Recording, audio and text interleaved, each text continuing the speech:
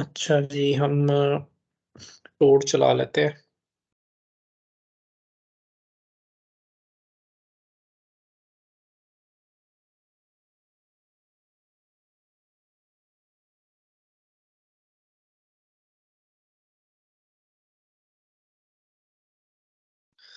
हम same HR जो हमारा यूज़र है उसके साथ कनेक्ट होते हैं।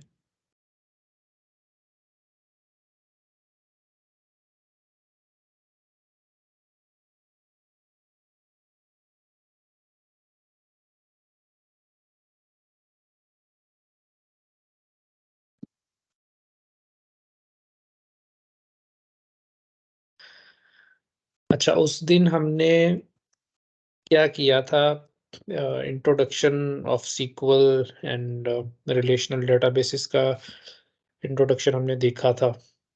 और हमने एक एचआर का जो यूज़र है वो अनलॉक किया था, ठीक है? और इसके अंदर ये जो डिफरेंट टेबल्स हैं, डेटाबेस ऑब्जेक्ट्स उनको देखा था, टेबल्स, व्यूज़ को हमने थोड़ा बहुत एक्सप्लोर किया था। और हमने बल्कि वो ये थी शायद क्यूरी जो क्लास 1 में हमने देखी थी।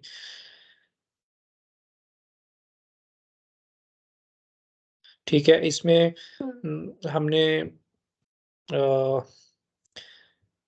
कोई टेबल क्रिएट किए थे, ठीक है? और उनके अंदर रिलेशनशिप कैसे एट द टाइम ऑफ, मतलब हमने थोड़ा ये देखा था कि एक डाटा रिलेशनल डेटाबेस को डिज़ाइन कैसे किया जाता है, ठीक है? और उनके अंदर कंस्ट्रेंट्स कैसे लगाए जाते हैं फॉर मतलब रिडंडेंसी ऑफ डाटा से बचने के लिए, और एक नॉर्मलाइज्ड डेटाबेस कैसे डिज़ाइन किया जाता है। और फिर हमने 2 टेबल भी क्रिएट किए थे, उनमें प्राइमरी की का कंस्ट्रेंट भी अप्लाई करके देखा था, ये वाला स्टूडेंट एंड टीचर का। और उनके दरमियान फॉरेन की का कंस्ट्रेंट भी अप्लाई किया था। फिर जॉइंट्स को हमने देखा था।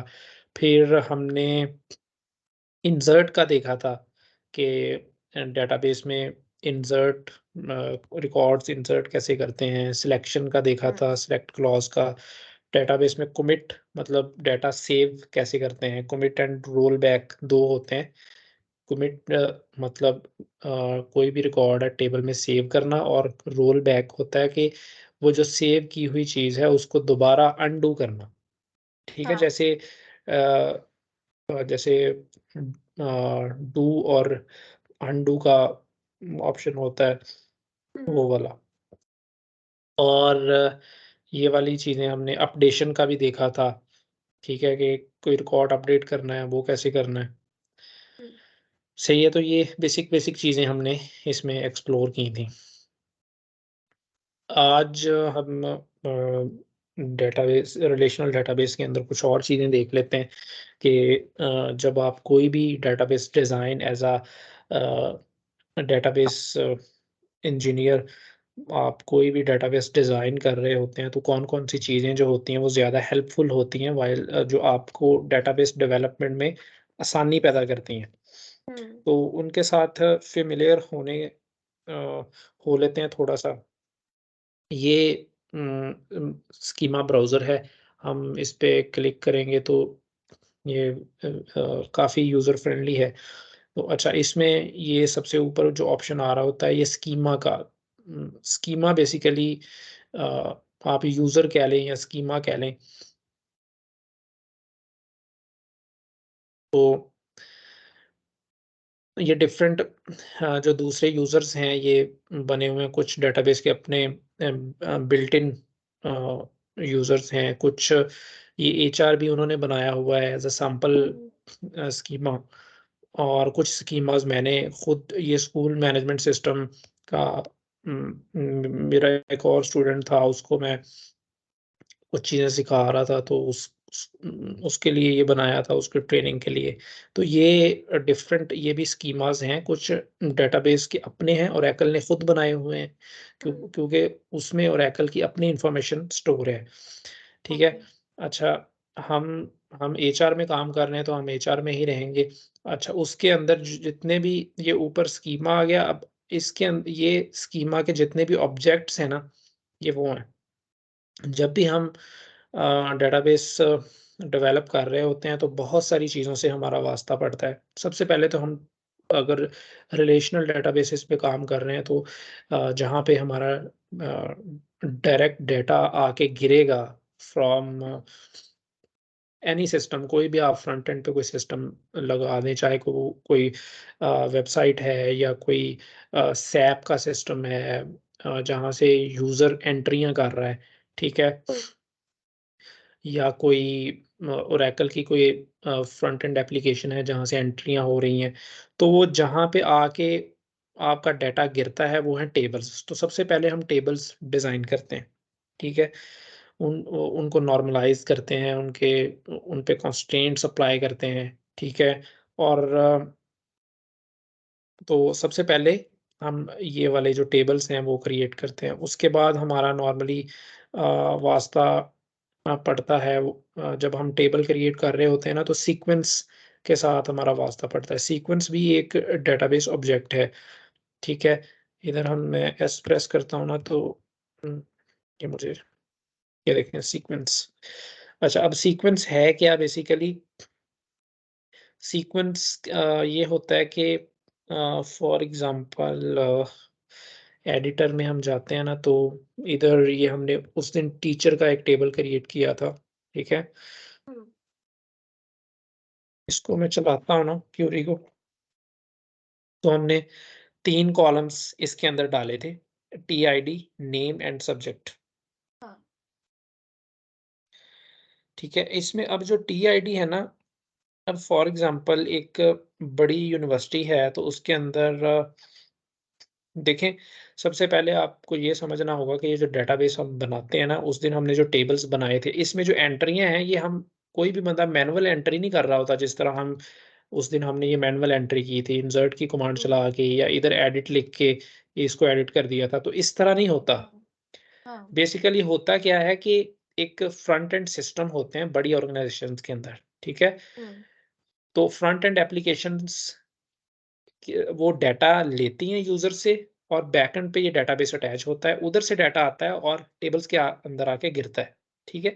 तो ये सारा जो प्रोसेस हो रहा होता है ना, ये ऑटो ऑटोमेशन एक हुई होती है जो कि उधर से डाटा आता है, तो डेटाबेस में आके डाटा गिर रहा होता है ऑटोमैटिकली। हम इसमें कुछ नहीं कर रहे होते।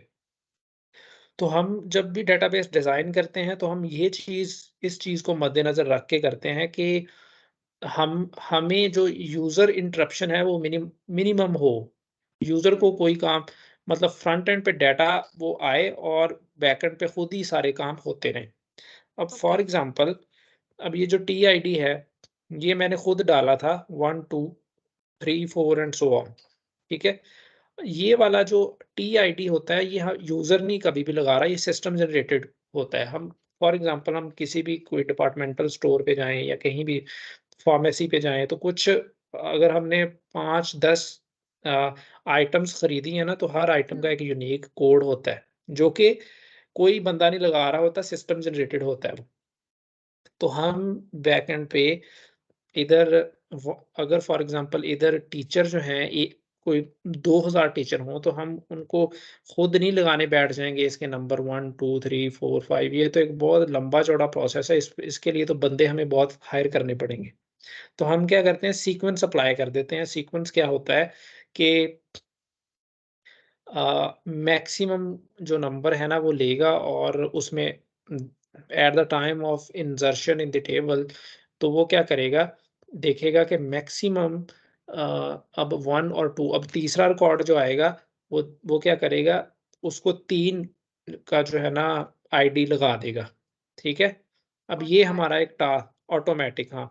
तो अच्छा, अब ये हमारा टास्क है, अब हम इसको 2-3 तरीके से कर सकते हैं। ठीक है, हाँ। एक तो by by using sequence and second है बाय यूजिंग प्रोसीजर या ट्रिगर, सॉरी। अच्छा, ये काम मैंने किया भी हुआ था, वो मैं आपको दिखा देता हूँ। पहले थोड़ा-सा उसे समझ लेते हैं, फिर हम इस हुँ। अपना जो हमने टीचर का जो टेबल बनाया था ना, इस पे भी वो अप्लाई करने की कोशिश करते हैं कि चीज़ों को ऑटोमेट कैसे किया जाता है। अच्छा, ये आई थिंक ये स्कूल मैनेजमेंट में हुआ हुआ है। तो बल्कि मैं एक नया कनेक्शन बनाता हूँ, न्यू कनेक्शन, ये स्कूल मैनेजमेंट पे क्लिक करता हूँ, इसको कनेक्ट करता हूँ। ये कनेक्शन क्यों बनाना पड़ता है? देखिए, हर जो जितने भी स्कीमास होते हैं ना, उसके अपने अलग-अलग क्रेडेंशियल्स होते हैं। बैकएंड पे आपका हाँ, हाँ। जो डेटाबेस है, वो तो एक है। हुँ, अब डेटाबेस के ऊपर स्कीमास बने हुए होते हैं, ठीक है? हुँ, फॉर एग्ज़ाम्पल एक बहुत बड़ी ऑर्गनाइज़ेशन है, उसका एचआर डिपार्टमेंट भी है, फाइनेंस डिपार्टमेंट भी है, उसका हुँ, अ, इन्वेंटरी का डिपार्टमेंट भी है, उसका सप्लाई चेन का डिपार्टमेंट है, उसका सो ऑन हुँ, ब्ला, ब्ला, ब्ला बहुत उसका डिपार्टमेंट्स हैं। तो हम क्या करते हैं, एक डेटाबेस के ऊपर एचआर का स्कीमा बना लेंगे, एक फाइनेंस का स्कीमा बना लेंगे फॉर सिक्योरिटी पर्पज़। और हुँ। इस पर्पज़ के लिए कि हर एक का जो डाटा है वो अलग-अलग रहे, ठीक है? ओके। मतलब एचआर का डाटा फाइनेंस के अंदर ना आए, ठीक है? फाइनेंस का डाटा एचआर के अंदर मिक्स अप ना हो, तो इस रीज़न से हम उनको डिफरेंशिएट कर रहे होते हैं। ओके। तो अब ये उस दिन हमने अब एचआर के साथ कनेक्ट किया था, तो ये देखें, अब मैं कुछ इन्फॉर्मेशन स्कूल मैनेजमेंट सिस्टम से देखना चाह रहा हूँ, तो मैं स्कूल मैनेजमेंट सिस्टम के साथ कनेक्ट होऊँगा पहले, उसके बाद उसकी इन्फॉर्मेशन मुझे शो होगी। ओके। तो मैं ब्राउज़र स्कीमा के अंदर जाता हूँ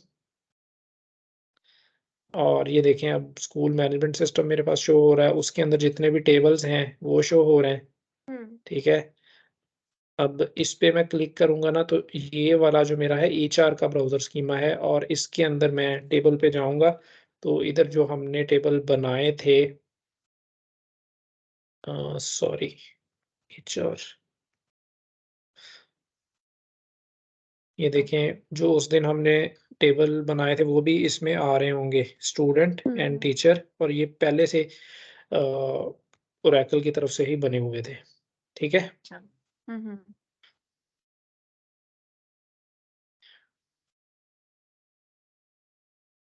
अच्छा, इसके अंदर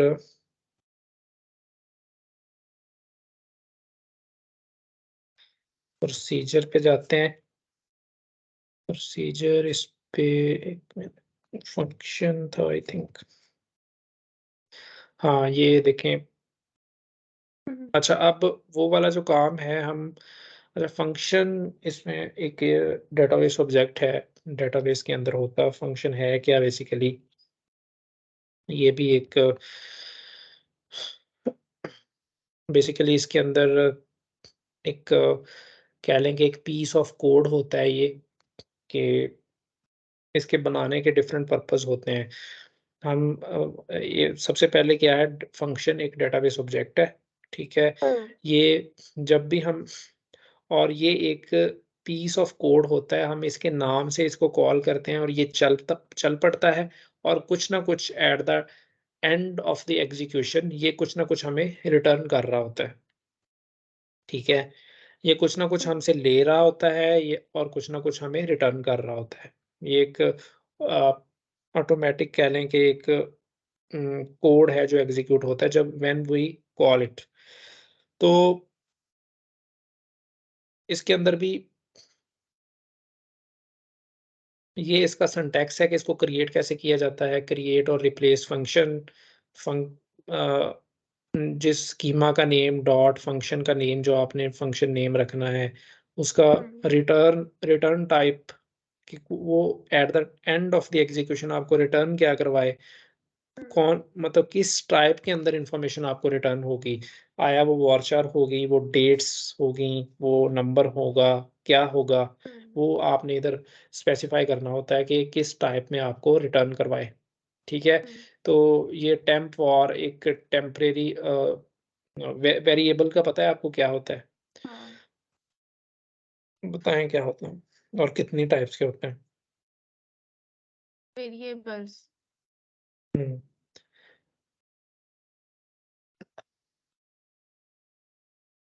वेरिएबल मतलब ये हो गया ना, लाइक वैल्यू हो गया ना। जैसे varchar है तो कैरेक्टर तो वो एक वो तो अल्फाबेट में डेटा रहेगा। टाइप है, ओके, तो वेरिएबल का आई डोंट नो। ठीक है। हुँ, अच्छा, वेरिएबल क्या होता है कि एक जब भी हम देखें ये एक पीस ऑफ कोड है, ठीक है? इसमें कुछ हुँ, इंस्ट्रक्शंस लिखी हुई हैं जो कि वो हम सिस्टम को बताएँगे कि ये कर दो और सिस्टम हमारे लिए वो काम करेगा, ठीक है? हाँ। अब वेरिएबल क्या होता है, एक टेम्परेरी रैम के अंदर हम क्या कहते हैं कि रैम रैम बेसिकली है क्या? रैम का पता है जो सिस्टम के अंदर चल रही होती है, ये क्या है रैम? रैम मतलब जहाँ पे स्टोर होता है टेम्परेरी, अ, शायद टेम्परेरी वहाँ पे स्टोर होता है और हम वो यूज़ कर सकते हैं। हाँ, बिल्कुल, रैम में इन्फॉर्मेशन जो है ना वो टेम्परेरी स्टोर होती हैं। जब भी आप सिस्टम ऑफ करते हैं, ठीक है? तो हुँ, वो जो इन्फॉर्मेशन रैम के अंदर स्टोर होती है वो हाँ। ख़त्म हो जाती है, ठीक है? हुँ, तो या उसे कह लें कि आप ड्रॉप हो जाती है, हुँ, सही है? तो हम अपने प्रोग्राम के अंदर ना कुछ वेरिएबल्स डिक्लेयर करवाते हैं। वेरिएबल क्या है? ये रैम के अब अच्छा अब रैम है क्या? रैम के डिफरेंट जो है ना आप कह लें कि एक बहुत बड़ी लाइब्रेरी है रैम, ठीक है? हुँ, जिसके अंदर टेम्परेरी इन्फॉर्मेशन स्टोर हो रही है, ठीक है? और हर लाइब्रेरी जो उसके सेक्शंस हैं ना उसपे हम कुछ ना कुछ लेबल दे रहे होते हैं कि फॉर एग्ज़ाम्पल लाइब्रेरी है, ये सेक्शन इसमें फाइनेंशियल्स के रिलेटेड बुक्स इधर आएँगी, ठीक है? एमबीए के स्टूडेंट्स की बुक्स इधर पड़ी हैं, कंप्यूटर साइंसेज़ की बुक्स इधर पड़ी हैं, पॉलिटिक्स की बुक्स इधर पड़ी हैं, ठीक है? तो हम लेबल दे देते हैं, ठीक है? और उसके अंदर इन्फॉर्मेशन स्टोर हो रही होती है। तो इसी तरह ये टेम्प वार जो है हम मैंने कहा है कि आप रैम के अंदर जाओ और उसमें कुछ जो पोर्शन है रैम का उसको टेम्प वार का हुँ, लेबल दे दो, ठीक है? और उसकी उस पोर्शन के अंदर जो मैं डेटा स्टोर करवाऊँगा उसकी टाइप होगी नंबर, ठीक ओके। है? तो हुँ, ये होता है वेरिएबल। अब कुछ वेरिएबल्स और कुछ की वैल्यू जो होती है हम प्रोग्राम के अंदर जब प्रोग्राम एग्ज़ीक्यूट हो रहा होता है तब उसकी वैल्यू हम चेंज करवाते रहते हैं, ठीक है? एक वैल्यू आती है वो ख़त्म होती है, दूसरी आ जाती है, दूसरी ख़त्म होती है, तीसरी आ जाती है, इस तरह हम करवाते रहते हैं।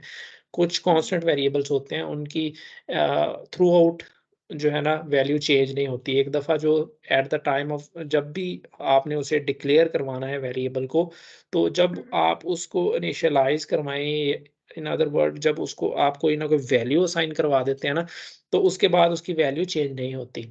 वो उसे कहते हैं कांस्टेंट वेरिएबल्स, ठीक है? फिर ओके। इनका आगे स्कोप आ जाता है कि कुछ का स्कोप होता है ग्लोबल, ठीक है? ग्लोबली हम उनको एक्सेस कर सकते हैं। कुछ का बस और आपके फंक्शन या जो भी कोड आपने लिखा वो उसके अंदर ही उसे रह के बाहर से कोई उसे एक्सेस नहीं कर सकता। तो ये उसका स्कोप होता है वेरिएबल्स का, ठीक है? ओके। तो मेन हम अ, 2 तरह के वेरिएबल्स पे काम कर रहे होते हैं। तो ये वेरिएबल हमने डिक्लेयर करवा लिया, उसका हमने कहा कि ये नंबर है। तो 2 तरह के मतलब एक कांस्टेंट हो गया और एक जो चेंज होता है, मतलब बिल्कुल, हाँ, एक चेंजेबल है और एक कांस्टेंट है। ये 2 ही टाइप एक के कॉन्स वेरिएबल होते हैं। जी, 2 टाइप के मेन जो हम यूज़ कर रहे होते हैं, जिनके ओके। साथ ज़्यादातर मतलब 95% हमारा इनके साथ हुँ, वास्ता पड़ता है। ठीक है? ओके। अच्छा, अब सीक्वल के अंदर ना डिफरेंट फंक्शंस होते हैं, ठीक है? अब ये जब भी आप कोई फंक्शन क्रिएट करते हैं ना तो उसकी बॉडी होती है, ठीक है? उसका एक स्ट्रक्चर होता है कि किस-किस तरह आप एक फंक्शन लिखेंगे। ये एक स्ट्रक्चर में हुँ, शामिल है कि ये लिखना है, उसके बाद उसका नेम लिखना है, रिटर्न टाइप लिखनी है, ठीक है? उसके अंदर आपने जो भी आपके वेरिएबल्स यूज़ होंगे ना इस इन द बॉडी, ये मेन बॉडी है, बिगिन एंड एंड, ठीक है? हुँ, ये मेन बॉडी है। इसके अंदर भी आगे 2 पार्ट्स होते हैं, वो मैं बताता हूँ आपको। और जो वेरिएबल्स आपने डिक्लेयर करने होते हैं, वो यहाँ पे आते हैं, ठीक है? ये यहाँ पे मैंने ये कमेंट की हुई हैं सारी चीज़ें, इधर ये लिखा हुआ है कि इसका नेम क्या है, इसका पर्पस क्या है फंक्शन का, ठीक है? वो इधर आप लिख सकते हैं, रिवीजन्स, ठीक है? कि इसको कितनी दफ़ा चेंज किया गया, इसका ऑथर कौन है, किस डेट पे इसको चेंज किया गया, ठीक है? ये बेसिकली चीज़ें लिखनी ज़रूरी होती हैं, सिस डेट, हुँ, date and time, user name, ये सारी चीज़ें, ठीक है? अच्छा, अब ये मेन बॉडी इसकी आ गई है। मेन बॉडी में ये एक ये क्या है, ये मुझे बताएँ आप, ये आप पढ़ चुकी हैं पहले पहली क्लास के अंदर। हम लोग इसमें कुछ सिलेक्ट कर रहे हैं हुँ, स्टूडेंट टेबल में से फ्रॉम स्टूडेंट टेबल में से स्टूडेंट आईडी। बिल्कुल, ओके। बिल्कुल, सही है। हाँ, तो ओके, पर ये थोड़ा डिफरेंट है ना, क्योंकि इसमें मैक्स 2 नंबर स्टूडेंट आईडी +1 इसमें जी, शायद एक कोड कोड लिख रहे हैं हम लोग अभी यहाँ पर। जी। अच्छा, इसमें बेसिकली अ, क्या है कि SQL के अंदर इसके बिल्ट इन फंक्शंस होते हैं, ठीक है? हुँ, एक फंक्शन तो मतलब 2 तरह के फंक्शंस होते हैं, एक बिल्ट इन फंक्शन होते हैं, एक यूज़र डिफाइंड फंक्शन होते हैं, ठीक है? अब हुँ, ये जो फंक्शन लिखा हुआ है, ये मैंने इसको क्रिएट किया है, तो ये यूज़र डिफाइंड फंक्शन इसे हम कहेंगे। हुँ, लेकिन कुछ फंक्शंस बिल्ट इन होते हैं जो कि जो भी जिसने भी डेटाबेस की प्रोडक्ट बनाई है, तो वो प्रोडक्ट के साथ उसने क्रिएट किए होते हैं। अब जैसे ओरेकल एक कंपनी है, ठीक है? हुँ, तो इसने ये डेटाबेस बनाया, ये डेटाबेस प्रोडक्ट बनाई, तो उसके जो अपने डेवलपर्स थे, जो उसकी डेवलपर टीम थी, उसने बहुत सारे फंक्शंस खुद से क्रिएट करके दे दिए, जो कि हेल्प करते हैं एक डेटाबेस डेवलपर को जब वो डेटाबेस डिज़ाइन कर रहा होता है, ठीक है?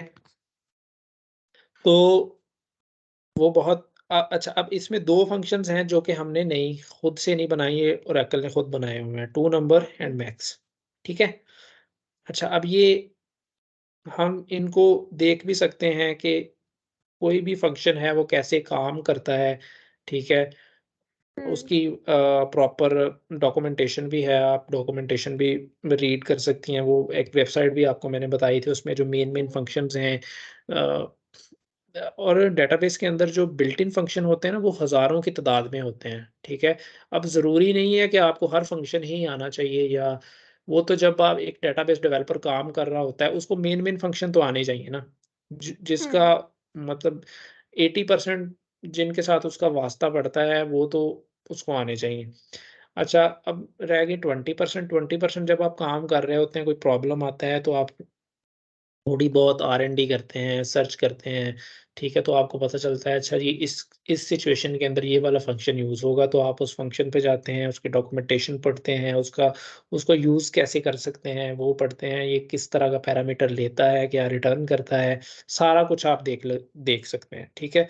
और ओके। फिर ये भी होता है कि एक काम करने एक आपको प्रॉब्लम है, और उस प्रॉब्लम में 3 फंक्शंस हैं, और तीनों फंक्शन वो प्रॉब्लम आपकी सॉल्व कर सकते हैं, ठीक है? तो हुँ, फिर इधर आता है कि एक अच्छा जो डेटाबेस डिज़ाइनर होता है, या ठीक है, जो अच्छा डेटाबेस डिज़ाइनर होता है, वो देखता है कि इन तीनों में सबसे अच्छा और मेरा जो काम सबसे तेज़ और एफ़िशिएंट वे में कौन-सा फ़ंक्शन करेगा। तो आपने वो देखना होता है, फिर उस फ़ंक्शन को, तीनों फ़ंक्शन को पढ़ेंगे, उनके एडवांटेज एंड डिसएडवांटेज हम पढ़ते हैं, ठीक है? फिर उनमें से हमारी अकॉर्डिंग टू सिचुएशन कौन-सा फ़ंक्शन अप्लाई होगा, उस फ़ंक्शन को पिक करते हैं, फिर हम उसे यूज़ करते हैं। हुँ। ठीक है? तो ये बेसिकली बिल्ट इन फंक्शंस होते हैं। थोड़ा-सा मैं आपको उस हम वेबसाइट पे चले भी जाते हैं, हम थोड़ा-सा उसे देख लेते हैं।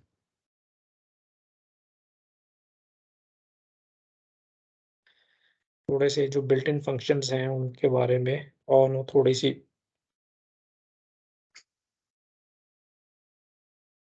तो ये जो सारे फंक्शंस है जो बिल्ट इन है, तो ये तो हर इसमें डिफरेंट होगा ना, जैसे मायसीक्वल हो गया या फिर सास में हो गया या फिर सेम देखें होता है?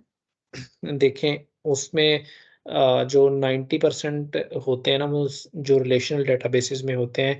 एक हुँ, एनसी एनसी एक ऑर्गेनाइजेशन है जो कि स्टैंडर्डाइजेशन करती है, ठीक है। हुँ, उसने क्या किया हुआ है कि जो सीक्वल होगी ना वो रिलेशनल डेटाबेसेस में उसने कहा है कि सेम होगी। अब ओके। कंपनीज तो डिफरेंट हो सकती हैं, ठीक है। हुँ, मैं कल को कोई कंपनी बनाता हूँ, मैं अपना एक सॉफ्टवेयर लॉन्च करता हूँ जो डेटाबेस का, लाइक ओरेकल, ठीक है? हुँ, तो मैं हुँ, एक अपनी सीक्वल, ज़ाहिर-सी बात है, अपने सॉफ्टवेयर सिस्टम के साथ इंटरैक्शन के लिए एक सीक्वल बनाऊँगा, ठीक है? हुँ, अब मैं उसका मुँह उठा के मैं कोई अपना सिंटैक्स ही इजाद कर दूँ, ठीक है? कोई और कंपनी उठे वो अपना सिंटैक्स इजाद कर दे, तो इस तरह इस चीज़ से बचने के लिए जो एनसी एक स्टैंडर्ड ऑर्गनाइज़ेशन है, वो स्टैंडर्डाइज़ेशन पे काम करती है। वो कहती है कि उसने रूल्स एंड रेगुलेशंस डिफाइन किए हुए हैं कि कोई भी रिलेशनल डेटाबेस, चाहे दुनिया में कोई भी कंपनी है, वो रिलेशनल डेटाबेस बनाती है, फिर उसे रजिस्टर करवाती है, तो उसकी जो उसकी लैंग्वेज होगी ना सीक्वल की, वो इन स्टैंडर्ड्स पे रह के बनेगी, अच्छा। ठीक है? तो 80 टू 90% उनके जो फंक्शंस हैं, उनके नेम भी सेम ही होते हैं और उनकी जो वर्किंग है, वो भी सेम ही होती है रिलेशनल डेटाबेसेस के अंदर। थोड़ा बहुत माइनर फ़र्क होता है और उस बंदे के लिए वो फ़र्क भी कुछ नहीं है जिसने एक दफ़ा सीक्वल का उसको नॉलेज हो कि कौन-सा फंक्शन क्या करता है, ठीक है? एक दफ़ा हुँ, आपको सारे फंक्शंस का यूज़ आ जाएगा, ठीक है? एक दफ़ा हुँ, आप एक डेटाबेस डेवलप कर लेंगी, तो फिर आप कोई भी डेटाबेस में काम ईज़िली कर सकती हैं, ठीक है? मैंने स्टार्टिंग पे ओरेकल पे काम किया था, उसके बाद मायसीक्वल में भी किया, ठीक है? और भी डिफरेंट डेटाबेसेस, ये मैं आपको दिखा भी देता हूँ, मेरे इधर इंस्टॉल होंगे, हम काम करते रहते हैं। ओरेकल में तो सबसे पहले किया था, ठीक है? ये मायसीक्वल भी पड़ा है, इस पे भी काम किया हुआ है। फिर एक तो और थे शायद, वो मैंने, तो वो मतलब आपको सैप पे भी काम करते रहते हैं, ठीक है? हुँ, हुँ, ये पोस्टग्रेस सीक्वल है, ये भी रिलेशनल डेटाबेस है, इस पे भी करते हैं। तो कहने का मतलब ये है कि अब एक डेटाबेस पे आपने काम कर लिया, एक दफ़ा सीक्वल सीख ली, तो फिर आप दुनिया जहान का कोई भी रिलेशनल डेटाबेस आ जाएगा, तो आप ईज़िली काम कर लेंगे, उसमें कोई मसला नहीं होगा। ठीक है? ओके। हुँ, हुँ, अच्छा, अच्छा जी। अच्छा, हम फंक्शंस पे हम कहाँ देख रहे थे? हुँ, अच्छा, अब ये देखें, ये बिल्ट इन फंक्शंस हैं, स्टिंग एंड करैक्टर हाँ, फंक्शंस हैं, न्यूमेरिक एंड मैथ फंक्शंस हैं। एज़ अ डाटा एनालिस्ट जो हमें सबसे ज़्यादा वास्ता पड़ता है ना, वो एनालिटिक फंक्शंस पे और एडवांस फंक्शन, मतलब सभी, ये कह लो कि ज़्यादातर, मैं नहीं कहूँगा, सभी जितने भी बिल्ट इन फंक्शंस हैं ना, इनसे बहुत फ्रीक्वेंट वास्ता हमें पड़ता है एज़ अ डाटा एनालिस्ट। ठीक है? तो हम डेट एंड टाइम फंक्शंस भी यूज़ कर रहे होते हैं, कन्वर्जन फंक्शंस भी।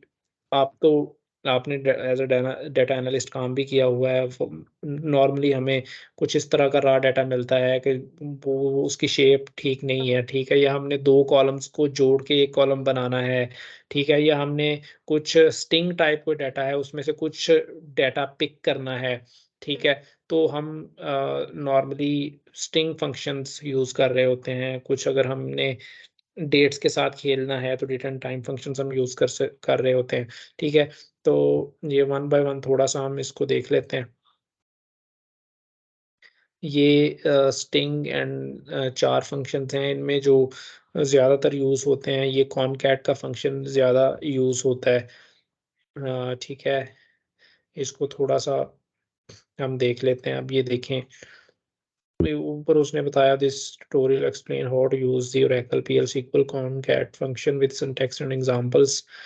Oracle PL SQL function allows you to concat two strings together। ठीक है? नीचे सिंटैक्स बताया हुआ है कि कॉनकैट लिखना है, स्ट्रिंग 1 एंड स्ट्रिंग 2, और उसको ये कॉनकैट कर देगा। अब मैं आपको एग्जांपल दे रहा हूँ कि आपने ये कैसे, 1-2 हम पढ़ लेंगे, बाकियों को आपने खुद इसको पढ़ना है, जो मेन फंक्शंस हैं। ठीक है, इसकी डॉक्यूमेंटेशन और इसको यूज़ करना है कि कैसे हम इसको यूज़ कर सकते हैं। फॉर एग्ज़ाम्पल ये कॉनकैट है, हम इसको मैं कॉपी कर लेता हूँ, ठीक है? मैं अपने डेटाबेस में जाता हूँ।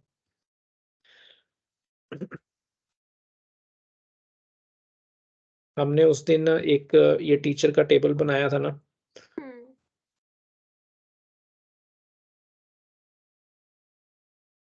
अच्छा इसमें अब इसको मैं क्वेरी करता हूँ ना, तो 3 कॉलम्स आ रहे हैं, TID, teacher ID, name and subject, ठीक है? अब मैं चाह रहा हूँ कि यार मैंने 2 कॉलम मुझे चाहिए, तीसरा कॉलम मुझे ज़रूरत नहीं है, हुँ, या ये फंक्शन मैंने अप्लाई करना है। मैं चाह रहा हूँ कि मेरा जो नेम है ज़रनाब खान, उसके आगे सब्जेक्ट जो है वो कॉनकैट हो के एक ही कॉलम के अंदर मुझे नज़र आए, ठीक है? तो मैं क्या करूँगा, टीआईडी और कंट्रोल वी कॉनकैट। अच्छा, स्ट्रिंग 1 का मतलब है कि पहली स्ट्रिंग देनी है, चाहे वो अ, इस तरह दे लूँ मैं, अपने खुद खुद से लिख दूँ, ठीक है?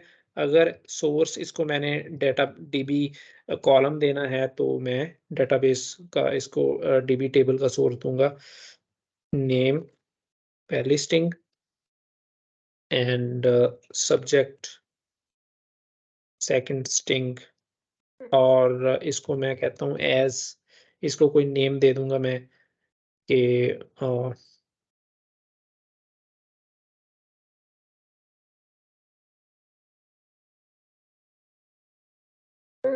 Students subjects from teachers. तो ये देखें इसने क्या किया, इसने 3 कॉलम्स की जगह 2 कॉलम, तीसरा भी मैं सेलेक्ट कर सकता हूँ, नो इश्यू। ओके। तो इसने सब्जेक्ट्स,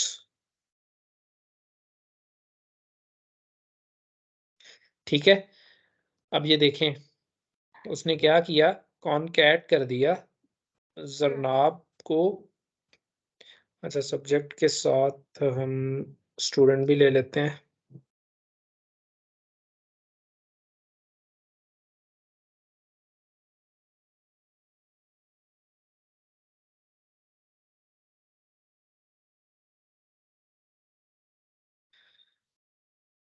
रही इसको रन करने का की कौन-सा है? Control control enter. शिफ्ट, अच्छा कंट्रोल एंटर।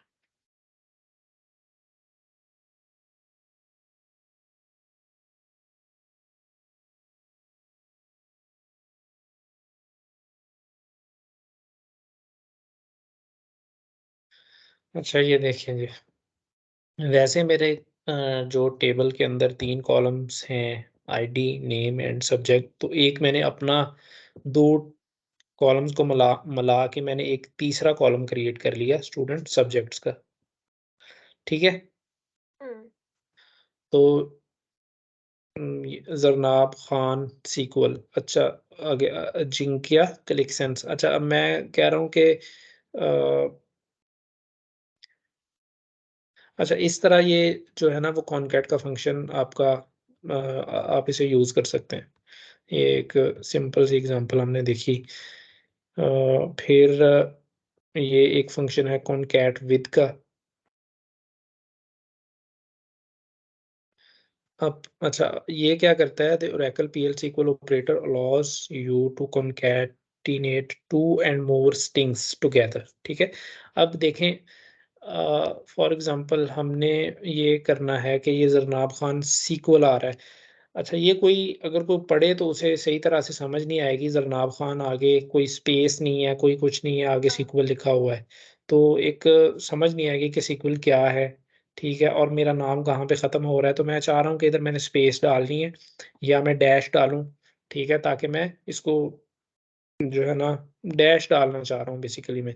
हुँ, और इसको मैं कैसे करूँगा? अगर तो यही फ़ंक्शन मैंने यूज़ करना है, तो ये 2 पैरामीटर मुझसे ले रहा है, तो हुँ, हो सकता है मैं इस फ़ंक्शन को यूज़ करते हुए ये अचीव ना कर सकूँ। तो मैं हुँ, क्या करता हूँ, मैं कॉनकैट विद का जो फ़ंक्शन है इसको यूज़ करूँगा। इसमें ये फ्लेक्सिबिलिटी है कि allows you to concatenate 2 and more strings together. अच्छा अब इसमें आप एक से ज़्यादा स्ट्रिंग्स दे सकते हैं। ये इसका उसने बताया है कि सिंटैक्स है, सिंटैक्स को आप कॉपी कर सकती हैं। कंट्रोल सी करता हूँ मैं इसको। अच्छा अब नीचे उसने लिखा हुआ पैरामीटर्स और आर्गुमेंट्स। ये क्या-क्या पैरामीटर्स लेता है? String 1 the first string to concatenate, string 2 second वाली एंड एन, मतलब सो ऑन जितनी मर्ज़ी स्ट्रिंग्स आप इसमें हुँ, ऐड कर सकते हैं। अच्छा रिटर्न्स ये क्या करवाता है? ये वाला जो ऑपरेटर है रिटर्न अ स्ट्रिंग वैल्यू को वो रिटर्न करवाएगा। अप्लाइज टू, वो कह रहा है कि किन किन डेटाबेसेस में ये काम करता है। ओरेकल 12c 11g आगे सो ऑन, ये इन इन डेटाबेसेस के अंदर ये जो फंक्शन है वो काम करता है। अब नीचे उसने एग्जांपल भी दी हुई है कि किस तरह आप इसको यूज कर सकते हैं। Tech on concat the net, ठीक है। हुँ, ए बी सी जो रिजल्ट, वो ए बी सी रिजल्ट इसका टेक ऑन दी नेट उसने करवा दिया। हुँ, आगे उसने डिफरेंट और सिनेरियोज लेके डिफरेंट टाइप के उसकी एग्जांपल्स दी हुई हैं। तो ये कंप्लीट एक आप देख के तो इजीली बंदा इसको अंडरस्टैंड कर सकता है कि ये कैसे हुँ, काम करता है। अच्छा हमारा जो मकसद था इसको कंट्रोल वी कर लेते हैं। हुँ, स्ट्रिंग 1 है मेरी नेम,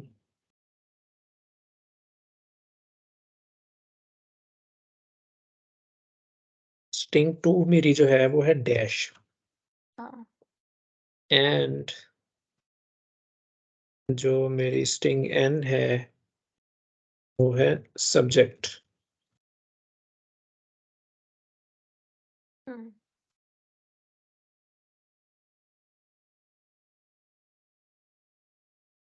अच्छा अब इसको मैं ऐसे ही चलाऊंगा ना तो देखते हैं क्या होता है। अच्छा ये देखें उसने क्या किया, ज़ुनाब Khan dash sequel Ajinkya dash Qlik Sense, ठीक है। अब मुझे हुँ, पता चल रहा है कि ये अ, कि ये मेरा नेम है और डैश के आगे जो सीक्वल लिखा हुआ है वो सब्जेक्ट का नेम है, ठीक है। हुँ, अच्छा अब देखें उसने कॉलम का जो नेम है वो अजीब सा दिया है, ठीक है। हुँ, ये क्यों उसने दिया है? क्योंकि हमने कॉलम नेम डिफाइन नहीं किया एज़ समथिंग कुछ। एग्जैक्टली, हुँ, एग्जैक्टली। तो हम एज करके भी लिख सकते हैं, अगर एज नहीं भी लिखेंगे तो ये इस सिंटैक्स को भी सपोर्ट करता है। अगर मैं ऐसे ही इधर लिख दूँ ना, S T D underscore subject, ठीक है। हुँ, ओके, तो फिर भी वो एज हम इस वजह से लिखते हैं कि ज़्यादा एक रीडेबिलिटी, ज़्यादा कोई हुँ, भी क्यूरी को आगे तीसरा बंदा भी पढ़ेगा तो वो इसको समझ सकता है, समझेगा। हुँ, ठीक है। तो ओके।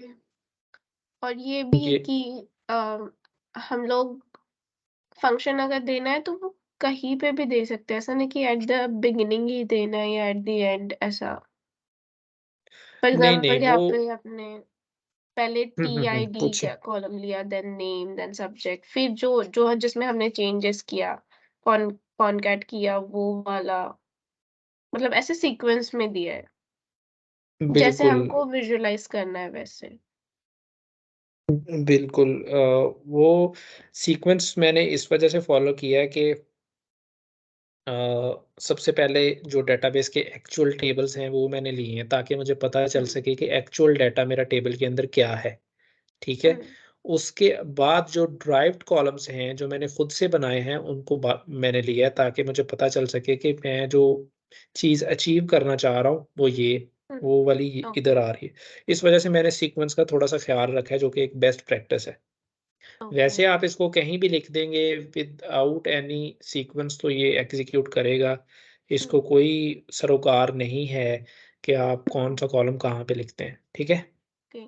और एक और जैसे अभी तो ये छोटा डेटाबेस है बट अगर बड़ा रहा उसमें बहुत सारे कॉलम्स हैं हुँ, और हुँ। मुझे एट द एंड मुझे ऐसे कॉनकैट करना है तो मुझे स्टार्टिंग से लेके सारे कॉलम नेम लिख के फिर अपना फंक्शन लगा के वैसे ही करना पड़ेगा ऑल द टाइम, या फिर ऐसा कोई शॉर्टकट फंक्शन भी है कि हाँ, ऑलरेडी स्टार्टिंग से लेके एंड तक के डेटा आ रहा है बट लास्ट का कॉलम भी ऐड होके आ रहा है? हाँ, वो हम इस तरह कर सकते हैं। इसको हम इसका एक छोटा-सा नेम रख लेंगे, एलियास टी, ठीक है? टीचर को मैं टी कहूँगा। तो मैं क्या ओके। करूँगा, अब ये 3 कॉलम्स, अच्छा इसको तो मैं हटा देता हूँ क्योंकि ये अभी इसकी ज़रूरत नहीं है। स्टूडेंट सब्जेक्ट मैंने बना लिया। अच्छा, अब फॉर एग्ज़ाम्पल मेरे पास ये 3 कॉलम है, 4 हैं हुँ, सॉरी, ठीक हुँ, है? अच्छा, फॉर एग्ज़ाम्पल इधर 4 की बजाय 100 कॉलम्स हों, ठीक है? हुँ, तो मैं हुँ, बार-बार उसको लिखूँ तो ये एक बड़ा लंबा-चौड़ा लेंथी प्रोसेस है। तो मैं क्या करूँगा, टी हाँ, डॉट स्टैरिक और कॉमा, हुँ, ठीक है? तो इसका क्या मतलब है कि जो टी वाला टीचर के अंदर स्टैरिक मतलब टीचर के अंदर जितने भी कॉलम्स हैं उनको सेलेक्ट कर लो, ओके, ठीक है? और आगे जो मैंने मेरा ड्राइव्ड कॉलम है वो आएगा, ठीक है? हुँ, अच्छा, अब इसको मैं करूँगा तो ये देखें वो सेम मेरे पास उसने आउटपुट लेके आ रहा है। अच्छा। समझ गई? ओके, सो इफ पूरा कॉलम जभी भी हमको पूरा टेबल अगर सेलेक्ट करना है तो टेबल का उस नाम डॉट और स्टार ऐसे। स्टैरिक जी, बिल्कुल। डॉट हमेशा देना ही है इफ पूरा कॉलम हाँ, सेलेक्ट करना है तो। हाँ, ये सिंटैक्स है उसका। ओके। ठीक है, तो इस तरह आप और सारा टेबल सेलेक्ट कर सकती हैं। ओके, और मतलब अगर एक से ज़्यादा जी, जी, पूछें। एक वो जो सिंपल हम लोग हमेशा यूज करते हैं, select star from and table name. हुँ, तो ये ये एक किस्म का वही है ना? अच्छा, अब ये मैंने टी डॉट स्टैटिक वाला क्यों लगाया है? क्योंकि हम्म, हो सकता है एक से ज़्यादा इधर टेबल्स हों। अगर एक ही टेबल है तो ये लगाने की भी आपको ज़रूरत नहीं है आई थिंक नहीं एरर दे रहा है शायद। कॉलम ओके, देख लेते हैं। नहीं, फ्रॉम कीवर्ड एरर नॉट आ गया। Found where expected. Hmm,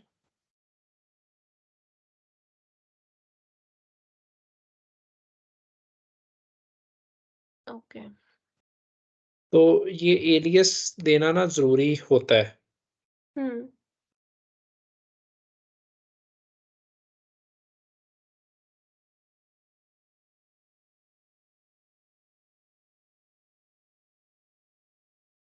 alias अच्छा, एलियस अब का क्या उसको मीनिंग हो गया वहां पे, मतलब अब एलियस का मीनिंग क्या होता है?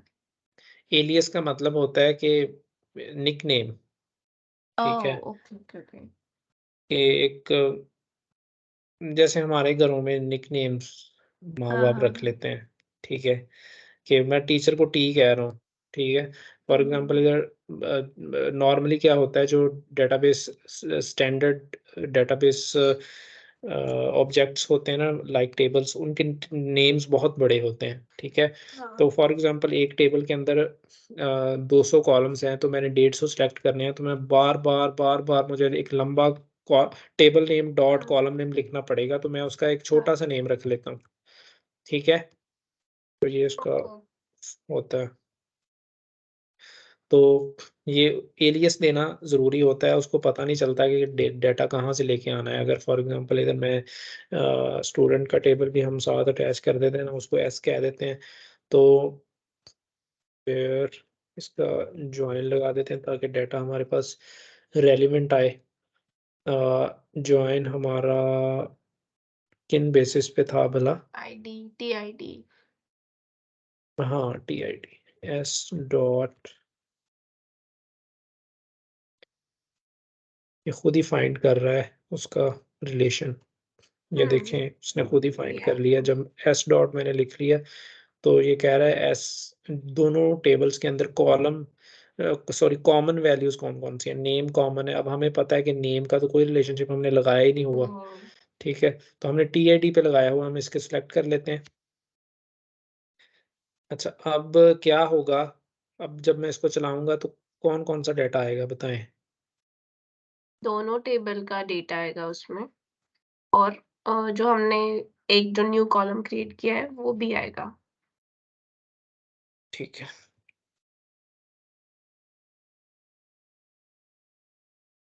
Okay, error. कह रहा है कि कॉलम एम्बिगुअसली डिफाइंड, मतलब उसका ये है कि एम्बिगुअसली डिफाइंड आपने किया हुआ है। उसका मतलब ये है कि उसे समझ नहीं आ रही है जो नेम है ये दोनों टेबल्स के अंदर है। ओह! हाँ। ठीक है, तो वो कह हुँ। रहा है कि मुझे क्या पता कि दोनों टेबल आप कौन सा लेके आना चाह रहे हैं। ठीक है, हुँ, तो हुँ, मैं हुँ। मुझे इधर डिफाइन करना पड़ेगा कि टी डॉट वाला। ठीक है, हुँ। अच्छा, तो आप तो कह रही थी कि दोनों का आएगा, लेकिन दोनों का तो नहीं आया। ये लेफ्ट जॉइन किया हमने मे बी। लेफ्ट जॉइन नहीं किया बिकॉज़ हमने इनर जॉइन ही यूज़ किया है, लेकिन हमने सिलेक्शन के अंदर सिर्फ़ क्या किया है, टेबल सॉरी टीचर ओके। का ही हम सिलेक्ट किया है, हमने स्टूडेंट का हाँ, किया ही हाँ, नहीं है। हाँ। तो हमने अगर स्टूडेंट का भी सारा डेटा इधर लेके आना है तो मैं क्या तो करूँगा, S dot S dot star. Static comma, हुँ। ठीक है? तो वो ऐड कर दूँगा तो क्या होगा कि वो मेरे पास सारा डाटा आ रहा है। स्टूडेंट आईडी भी आ रहा है, टीआईडी भी आ रहा है। अब टीआईडी हुँ। 2 दफ़ा आ रहा है, स्टूडेंट वाला भी और टीचर वाला भी। तो मैं क्या करूँगा,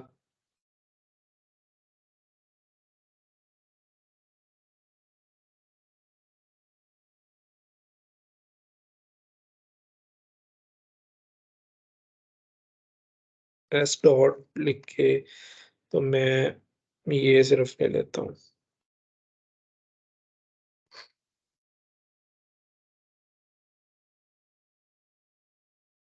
ठीक है?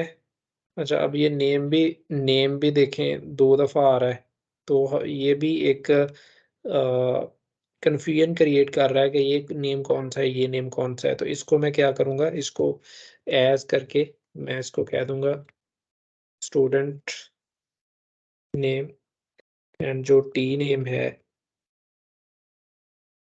अच्छा इसको मैं चलाता हूँ, तो ये मेरे पास आ गया, ये स्टूडेंट नेम है। आगे अगर मैं टीचर नेम भी देना है तो उसको भी मैं अलग से सेलेक्ट करके लाइक दिस उसको एलियास दूँगा, तो ये हुँ। टीचर नेम बन जाएगा। तो एक अंडरस्टूड कोई भी आएगा वो देख सकता है कि अच्छा टीचर नेम कौन-सा है, स्टूडेंट नेम कौन-सा है, ठीक है? हुँ। तो इस तरह बेसिकली ये बेस्ट प्रैक्टिसेज़ हैं जिस तरह कि हम डाटा किस तरह डेटाबेस से फेच करना है। हुँ।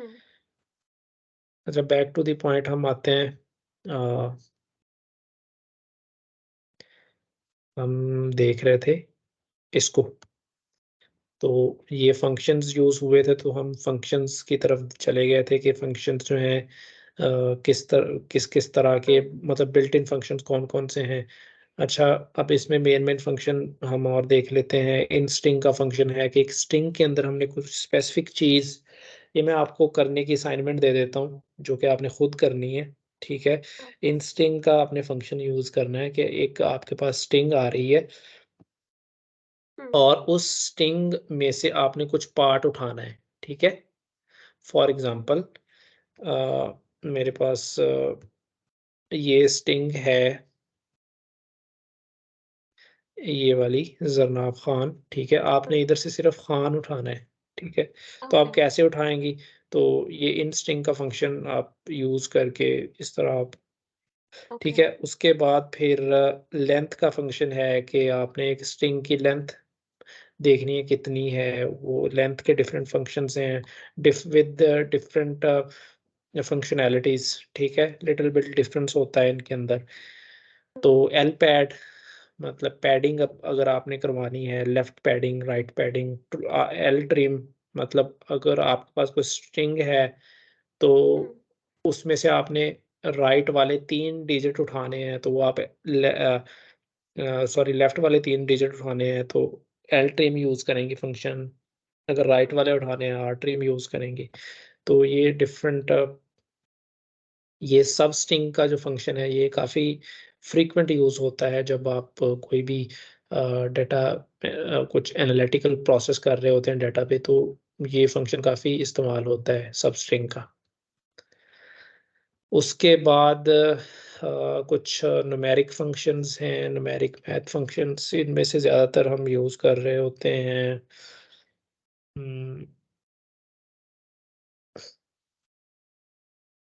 ठीक है, ज़्यादातर इसमें हम सम का फंक्शन यूज़ कर रहे होते हैं, ठीक है? अच्छा। ये काफ़ी फ्रीक्वेंट होता है, फिर इसमें इतने ज़्यादा इसमें अगर कोई मैथमेटिकल ऑपरेशंस कर रहे हैं तो फिर ये यूज़ होंगे। अच्छा, date and time very important functions हैं, इसमें से काफ़ी यूज़ हो रहे होते हैं। ऐड मंथ्स, अगर हमने कुछ कोई डेट हमारे पास आ रही है, उसमें जैसे हमारे पास स्टूडेंट का टेबल है, उसके अंदर डेट ऑफ बर्थ है, उसमें से हमने कुछ मंथ्स डेट में ऐड करवाने हैं, ठीक है? तो वो हम ऐड डेट यूज़ करेंगे, करंट डेट है, डिफरेंट लास्ट डे है, फॉर एग्ज़ाम्पल कोई मंथ है, उसका लास्ट डे, या वीक है, वीक का लास्ट डे कौन-सा है, मंथ का लास्ट डे कौन-सा है। तो ये डिफरेंट फंक्शंस हैं। सिस डेट इसमें होता है कि हमने सिस्टम की डेट, कौन-सी डेट आ रही है एट द टाइम, मतलब सिस्टम जिस पे हमारा डेटाबेस इंस्टॉल है, उसकी डेट एंड टाइम क्या है? अगर वो पता हुँ, चलवानी है तो सिस डेट यूज़ करते हैं। सिस डेट ये सिंपली क्या है, सेलेक्ट सिस डेट डुअल करेंगे तो क्या आएगा, ये उसने हमें सिस डेट रिटर्न करवा दी, ठीक है? कि ये डेट है और ये टाइम सिस डेट। हुँ, तो ये काफ़ी फ्रीक्वेंट सिस डेट यूज़ हम कर रहे होते हैं अपने काम के अंदर। ट्रंक का फंक्शन बहुत ज़्यादा यूज़ होता है, कुछ डेट के साथ कोई टाइम आ रहा है, ठीक है? तो मुझे टाइम नहीं चाहिए तो मैं ट्रंक यूज़ करता हूँ, ठीक है? ओके। मतलब उसको हटा देता हूँ। इसके साथ मैं ट्रंक लगा के, ठीक है, ये नेस्टेड फंक्शन बन गया, ठीक है, ये भी हुँ, बिल्ट इन फंक्शन है और ये भी बिल्ट इन फंक्शन है। तो मैं क्या कर रहा हूँ, इधर से इस डेट लिख रहा हूँ और उसको ट्रंक करवा रहा हूँ, तो इसको मैं चलाऊँगा, तो ये देखिए मेरे साथ मेरे मुझे उसने सिर्फ़ डेट रिटर्न करवाई है, टाइम उसने साथ से हटा दिया। तो ये बहुत ही फंक्शन फ्रीक्वेंटली हम इसको यूज़ कर रहे होते हैं, ठीक है? ट्रंक फंक्शन को। ट्रंक खाली टाइमिंग के लिए यूज़ होता है ना? मतलब टाइम हाँ, हटाने के लिए? टाइम हटाने के लिए।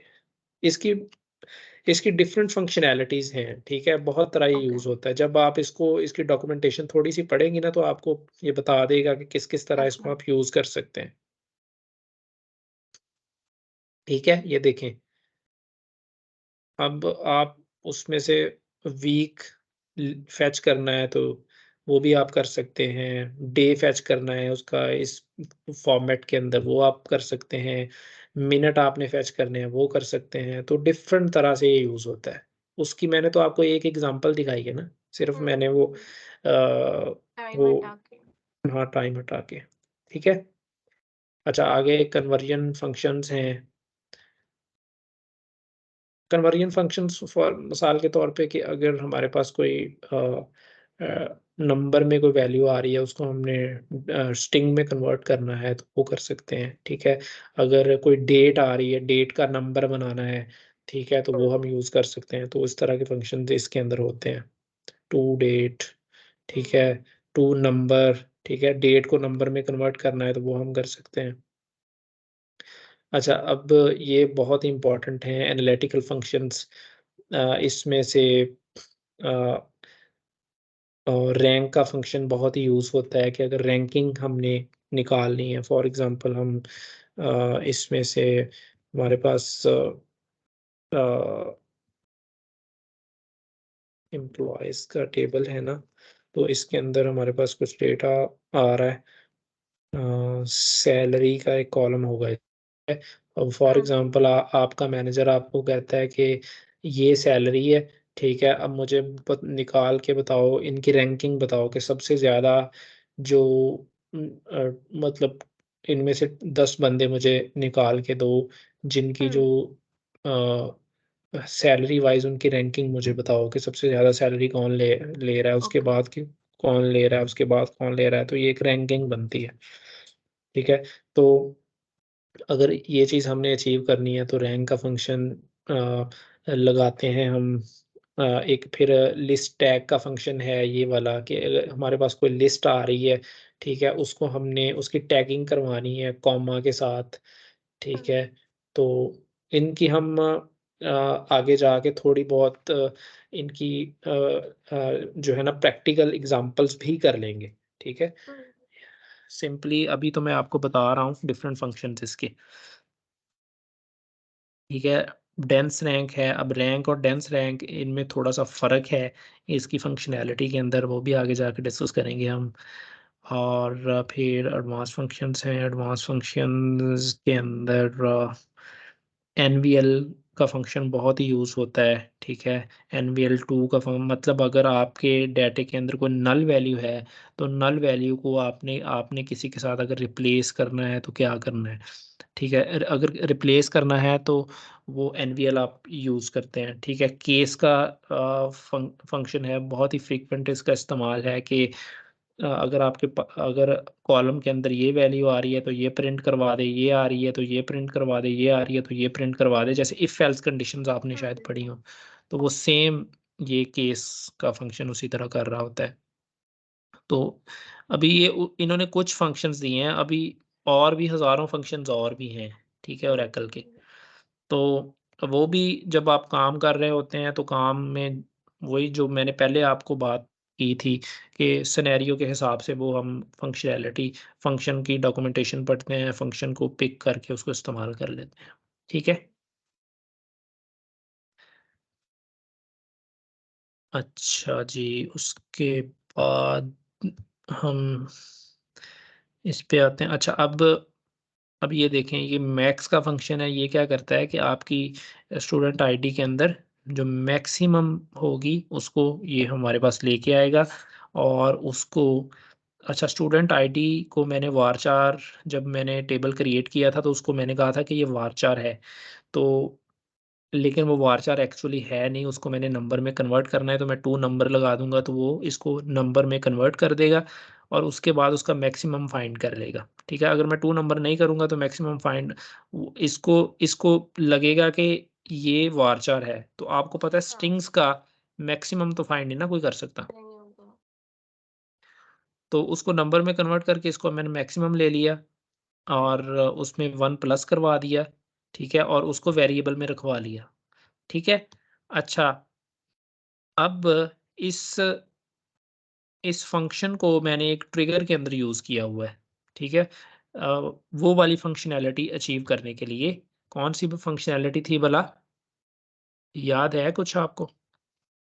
मतलब भला हम कौन क अचीव क्या करना चाह रहे थे? हमने ये अचीव हम करना लोग था कि सीक्वेंस करना है, मतलब हाँ, ठीक है? ऑटोमेटिकली वो अ, नंबर आगे के आने चाहिए।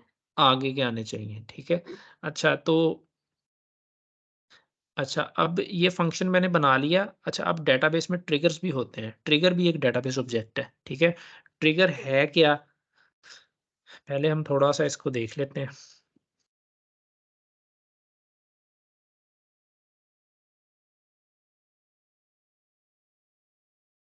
ट्रिगर्स, टी प्रेस करूँगा तो ये ट्रिगर्स में मैं आ गया। ठीक है, अब ये डिफरेंट ट्रिगर्स हैं, ठीक है? मैं कोई एक इनमें से पिक कर लेता हूँ।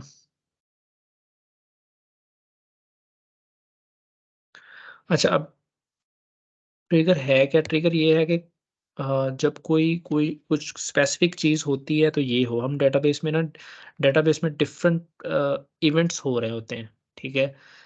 तो बेसिकली ये इवेंट ड्रिवन इसको प्रोग्रामिंग भी बोलते हैं। डिफरेंट इवेंट्स हो रहे होते हैं। इवेंट फॉर एग्ज़ाम्पल क्या है कि एट द टाइम कुछ टेबल्स के अंदर डाटा इंसर्ट हो रहा है, कुछ टेबल्स के अंदर डाटा डिलीट हो रहा है, कुछ टेबल्स के अंदर डाटा की इंसर्शंस हो रही है। ठीक है? तो ये डिफरेंट ट्रिगर्स बेसिकली हो रहे होते हैं। तो इन ट्रिगर्स को हम यूज़ करते हुए डेटाबेस को कहते हैं कि जब किसी टेबल के अंदर इंसर्ट हो तो ये हो, अपडेट हो तो ये हो, डिलीट हो तो ये हो। ठीक है? अच्छा, मतलब बेसिकली एक काइंड ऑफ लाइक फंक्शन की तरह काम करता है, राइट? हाँ, इवेंट ड्रिवन है। ठीक है? फंक्शन तो ये है कि आपने एक फंक्शन बना के रख लिया, अब जब उसको कॉल करेंगे तो तभी वो यूज़ होगा। तभी ठीक होगा। है? ओके। अब ये हमने एक चीज़ अब इवेंट क्या होना है इवेंट कभी भी हो सकता है। जब भी कोई यूज़र आएगा, वो टेबल को कॉल करेगा तो इवेंट उसमें इंसर्शन करेगा तो हम्म। इन इंसर्शन का ट्रिगर जो है ना, वो चलेगा। ठीक है? उसमें जो भी कोडिंग होगी वो एग्ज़ीक्यूट हो जाएगी। ठीक है? हम्म। तो अच्छा, इसमें अच्छा, अब डिफरेंट टाइप्स के जो है ना वो ट्रिगर्स होते हैं। फॉर एग्जांपल मैं क्रिएट ट्रिगर करता हूँ ना, तो इधर वो दे रहा है कि ये देखें फायर ऑन कब फायर हो। पहले तो उसने ये ऑप्शन दिया है कि टेबल पे और व्यू पे भी आप ट्रिगर लगा सकते हैं, ठीक है। नेस्टेड टेबल पे भी लगा सकते हैं, डेटाबेस पे, स्कीमा पे भी लगा सकते हैं। फायर कब हो, बिफोर हो, आफ्टर हो, ठीक है। अब हाँ। बिफोर आफ्टर का मतलब इंजर्शन से पहले या इंजर्शन के बाद, ठीक है। डिलीशन से पहले या डिलीशन के बाद, अपडेशन से पहले या अपडेशन के बाद, ठीक है। ये बिफोर आफ्टर का कॉन्सेप्ट है। फायर ऑन कब फायर हो, डिलीशन पे फायर हो, इंजर्शन पे फायर हो, अपडेशन पे फायर हो, ठीक है। फॉर ईच रो या स्टेटमेंट, ठीक है। मतलब ये कि जब भी कोई रो इंसर्ट हो रही है डेटाबेस के अंदर, तो रो वाइज इंसर्ट हो या स्टेटमेंट वाइज हो, तो ये डिफरेंट उसके पैरामीटर्स हैं, ठीक है। तो ये बेसिकली ट्रिगर्स हैं। अच्छा, अब हमारा जो सिनेरियो है, हम क्या कह रहे हैं कि जब भी कोई नया रिकॉर्ड इंसर्ट हो, ठीक है, रिजल्ट इंसर्ट होने से पहले, ठीक है, ऑन इंसर्ट, तो क्या हो कि ये जो फंक्शन मैंने बनाया है ये चले और उस टेबल के अंदर जाके एक वैल्यू इंसर्ट करवा दे।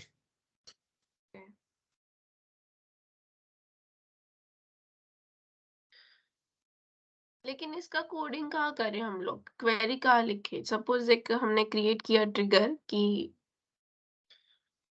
हाँ, हाँ, मैं बता दूँ। ये ट्रिगर है, इधर हम इसका नाम दे देते हैं फॉर एग्ज़ाम्पल टेस्ट, और ये इसके पैरामीटर्स हैं, वो खुद ही उसने सेट किए हुए हैं। आपने कोई चेंज करना है तो करें according to your scenario. And ये बॉडी है उसकी, ठीक है। ये उसने खुद ही लिख दिया, एक अच्छा, वेरिएबल भी ओके। डिक्लेयर करवा दिया, इसको आप अंदर यूज़ कर सकते हैं, ठीक है। ये उसने खुद ही लिख दिया कि इस टाइम पे आप, ये डेट है, इसका हुँ, ऑथर ये है, सो ऑन, हुँ। ठीक है। ये वेरिएबल उसने डिक्लेयर करवा दिया। तो इन इसमें से आप अब सीक्वल खुद ही, मतलब जो आपने इधर कोडिंग शोडिंग करनी है वो आप कर सकते हैं, ठीक है। ओके। अच्छा, अब हमने क्या किया हुआ है, फंक्शंस पे थे हम लोग।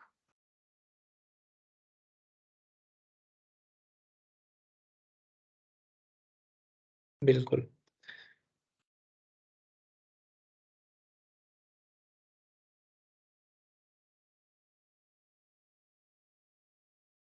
अच्छा, तो वो वाला फंक्शन हमने क्रिएट कर लिया, उसके बाद हमने एक ट्रिगर क्रिएट किया, ठीक है।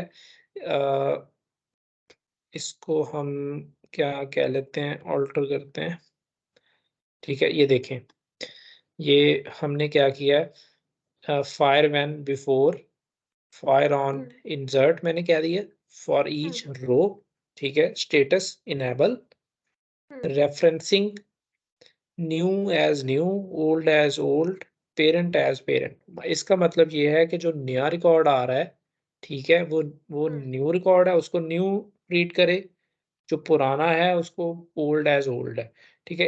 इनको भी थोड़ा-सा हम इनको बाद में देख लेंगे, लेकिन फॉर द टाइम जो मेन जो चीज़ है, वो हुँ, ये है कि कब आपने फायर करवाना है, बिफोर है, आफ्टर है, और फायर इंजर्शन पे करवाना है, ठीक है। उसके हुँ। बाद बॉडी पे जाएँगे, बॉडी पे हमने क्या किया, कुछ भी नहीं किया, ये वो खुद ही लिख देता है, आपको पता है, eight the time of creation. हाँ, तो ये कमेंट किया हुआ है ब्लॉक सारा, हाँ, ये वो रीड ही नहीं करेगा। अच्छा, हमने क्या किया, सिलेक्ट एफ एसटीडी आईडी, ये क्या है भला? ये वो फंक्शन है जो हमने क्रिएट किया है, ठीक है। हाँ, जिसके अंदर हमने सिर्फ सिलेक्शन की एक कमांड लिखी है कि स्टूडेंट के अंदर जाए और मैक्सिमम फाइंड आउट करके ले आए, ओके। ठीक है। तो F STD ID into temp var, जो ऊपर टेबल वेरिएबल डिक्लेयर किया हुआ है, ये वाला टेम्प वार, ठीक है। हुँ, इसके अंदर हम जो भी ये वैल्यू रिटर्न करेगा, इसको टेम्प वार के अंदर लिखवाएँगे, हाँ, फ्रॉम डुअल, ठीक है। अच्छा, ये डमी टेबल है, इसका हम इस तरह के जब भी ऑपरेशंस करते हैं तो इसको डुअल को हम यूज़ कर रहे होते हैं। डुअल इज अच्छा, द तो dummy table, right? Dummy table बिल्कुल। तो अब न्यू डॉट स्टूडेंट आईडी, अब मैं क्या कह रहा हूँ कि जो नया रिकॉर्ड आ रहा है ना हम्म। स्टूडेंट आईडी का, उसके अंदर उसको असाइन करवा दो टेम्प वार। ठीक है, असाइनमेंट का ये जो ऑपरेटर है, ये सिंटैक्स है, उसको मैं कह रहा हूँ कि ये जो टेम्प वार आपके पास आ रहा है उसको स्टूडेंट आईडी को दे दो। ठीक है, और बस। और अच्छा, मेन बॉडी के अंदर जब भी आप ट्रिगर या फंक्शन या प्रोसीजर लिख रहे होते हैं तो उसमें एक एक्सेप्शन ब्लॉक भी होता है। ठीक है, हम्म। कि एक्सेप्शन क्या होती है कि जो हमने कोडिंग की है उसके अलावा अगर कोई सिनेरियो बनता है तो वो एक्सेप्शन होती है, मतलब जैसे एक्सेप्शनल केसेस हम कहते हैं। ठीक है, फॉर एग्जांपल, मतलब अगर इसमें कोई वैल्यू नहीं आई तो फिर क्या हो? ठीक है, अगर इसमें वैल्यू नल आ गई तो फिर क्या हो? तो वो हम एक्सेप्शन में इस चीज़ को हैंडल करते हैं। तो मैं इधर एक्सेप्शन लिखता हूँ व्हेन अदर्स देन। ठीक है, हम्म। ये उसका बिल्ट इन सिंटैक्स है। व्हेन अदर्स देन, एक्सेप्शन भी कई तरह की होती हैं। हम्म। ठीक है, तो इसकी भी आप डिटेल्स देख लीजिएगा कि क्या कितनी टाइप्स की एक्सेप्शंस, किस तरह इसको हैंडल हैंडल इसी तरह ही करते हैं। एक्सेप्शन व्हेन अदर्स देन, तो रेज़, मैंने उसे रेज़, अच्छा। ये भी एक बिल्ट इन फंक्शन है रेज़। कोई भी कोई एरर आएगा आपके प्रोग्राम के अंदर तो उसको ये रेज़ कर देगा, दिखा देगा आपको कि ये एरर है। ठीक है, और एंड ट्रिगर नेम, इसको एंड कर दिया। तो ये सिंपल सा एक, इसमें मैंने कुछ भी नहीं किया, ये 2 मिनट में ये मैं, अगर आपको पता है ना तो ये आप 2 मिनट में काम ये कर सकते हैं, ऑटोमेट कर सकते हैं। अच्छा, अब आप जब भी स्टूडेंट के अंदर कोई नया रिकॉर्ड डालेंगे ना तो उसका जो स्टूडेंट आईडी है वो ऑटोमेट आएगा। फॉर एग्ज़ाम्पल मैं इसको क्वेरी करता हूँ स्टूडेंट को।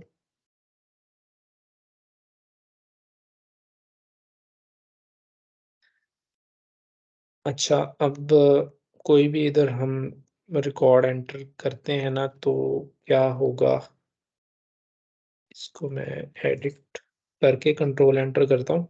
अच्छा, ये एडिट मोड में आ जाएगा। एडिट मोड में जाके मैं ये प्लस का साइन प्रेस करूँगा। तो अच्छा, अब मैं देख लेता हूँ इसमें जो मैक्सिमम है वो 10 है। ठीक है, हाँ। अच्छा, अब ये भी बैकएंड पे मैंने लगाया हुआ है ऐड डे। अच्छा, पहले हम डाल दें फिर आपको बताते हैं। स्कूल आईडी 1 मैं कह देता हूँ, क्लास आईडी भी मैं कह देता हूँ 1 है, और एनरोलमेंट आईडी जो मैं कोई भी दे देता हूँ 84। अच्छा, जब ये मैं ओके इसको करूँगा ना, unique constraint school management dot sys violated. अच्छा, यूनिक का कंस्ट्रेंट लगाया हुआ है। ठीक है, जैसे 2-3 कंस्ट्रेंट्स हमने पढ़े हुए हैं ना, प्राइमरी की का कंस्ट्रेंट, आप एक यूनिक का भी कंस्ट्रेंट होता है। ठीक है, शायद मैंने आपको पहले बताया भी है। यूनिक कंस्ट्रेंट और प्राइमरी की और यूनिक में फ़र्क क्या है? दोनों हैं कंस्ट्रेंट ही। ठीक है, प्राइमरी की में क्या है कि जब आप कोई भी कंस्ट्रेंट किसी कॉलम पे लगा देते हैं ना प्राइमरी की का, तो उस पे ना नल आप इंसर्ट करवा सकते हैं और ना ही डुप्लीकेट इंसर्ट करवा सकते हैं। ठीक है, लेकिन जब आप किसी कॉलम पे यूनिक अप्लाई करते हैं तो you can insert one null value. ठीक है, वो एक नल वैल्यू आपकी एक्सेप्ट करेगा। तो ये बेसिक फ़र्क है यूनिक एंड प्राइमरी की के अंदर। तो वो क्या कह रहा है कि एनरोलमेंट के ऊपर आपने यूनिक का कंस्ट्रेंट लगाया हुआ है। अच्छा, तो इसको हम कैसे कर सकते हैं? मैं क्या करता हूँ, एनरोलमेंट पे जाता हूँ, ये इस पे F4 करता हूँ, पोस्ट आउटस्टैंडिंग चेंजिंग फर्स्ट मैं कहता हूँ नो।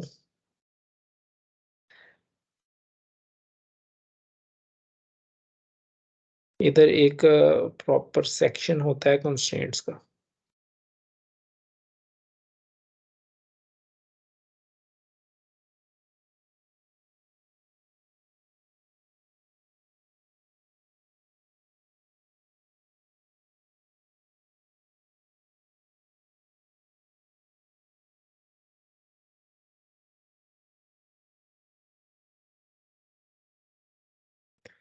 अच्छा, हम स्टूडेंट पे आना था। इधर हम देख लेते हैं कि कौन-कौन से कंस्ट्रेंट्स लगे हुए हैं। स्कूल आईडी के ऊपर प्रेफरेंशियल इंटेग्रिटी मतलब फॉरेन की का कंस्ट्रेंट लगा हुआ है। स्टूडेंट आईडी के ऊपर प्राइमरी की का कंस्ट्रेंट लगा हुआ है। फिर add date is not null, इस पे चेक का कंस्ट्रेंट लगा हुआ है, ठीक है। एक एक और कंस्ट्रेंट भी है जिसे चेक बोलते हैं, ठीक है, क्योंकि आपने for example at the time of insertion check करवाना है कि इसमें ये नल है या नहीं है, ठीक है। फॉर एग्जांपल आप कुछ आपके पास आ रही होती हैं कॉलम्स कि आप चाह रहे हैं कि उसमें मैंने सिस्टम डेट ही इंसर्ट करवानी है, ठीक है। तो हम क्या करते हैं, जब आप टेबल क्रिएट कर रहे होते हैं तो हम सिस्टम डेट ही दे देते हैं। तो वो जब आप नया रिकॉर्ड आता है तो उसमें सिस्टम डेट ऑटोमेटिकली आ जाती है। इसकी एग्जांपल भी हम देख लेते हैं।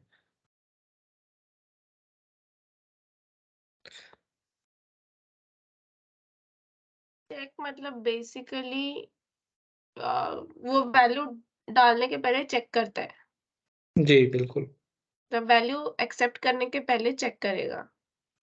बिल्कुल, उसका देख लेते हैं। ये देखें ज़रा, फॉर एग्जांपल एक टेबल क्रिएट कर लेते हैं। एनरोलमेंट ओके ये एक टेबल हाँ okay. Create table test, table name में टेस्ट दे दिया, उसकी एक आईडी दे दी। अ,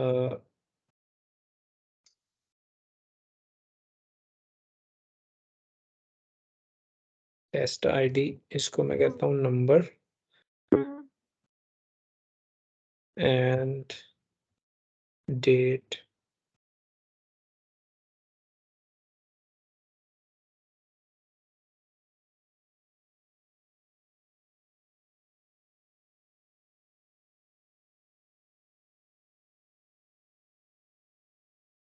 ओके ठीक है, एक टेबल क्रिएट हाँ हो गया। हम्म उसके 2 कॉलम्स हैं, test ID and test date, ठीक है। हम्म अच्छा, अब इसमें डाटा इंसर्ट करते हैं।